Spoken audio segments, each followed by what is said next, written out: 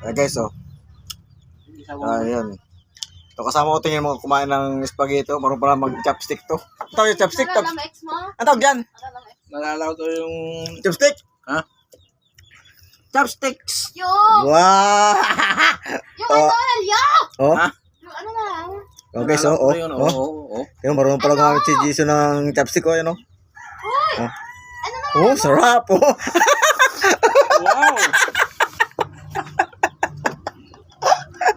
Gawin. Oh, Yeah, yung... wala.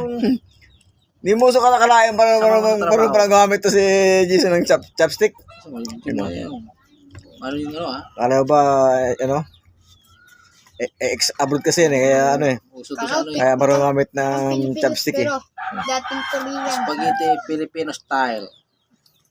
Spaghetti Philippines yan. Ang tawag yung puti, yung spaghetti tawag doon. Sabunala. Pasta. Carbonara. Pasta ka naman dyan.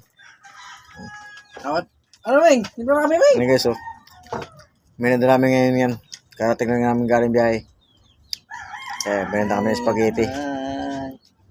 Ano meron na pa spaghetti si boss? Oh, birthday mo daw ngayon eh. Ha? Birthday mo daw ngayon.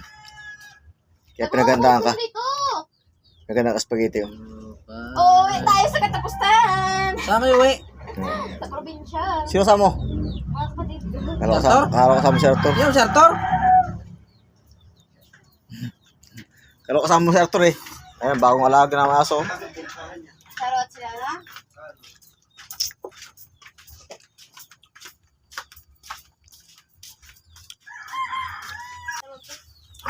Ayun guys, yung akin naman, ito ang tinatawag na Filipino style. Dahil ito sa kanya, chopstick, yan. Pang Chinese style. Sa akin, Filipino style. Kasi tinudol yung aking gamit. Ha? Pag Gangnam style.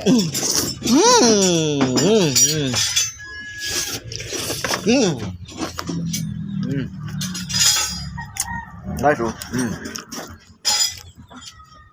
Sa akin, Filipino style. Sa akin, tinudol ang gamit ko. Sa kanya, chopstick. Chinese style.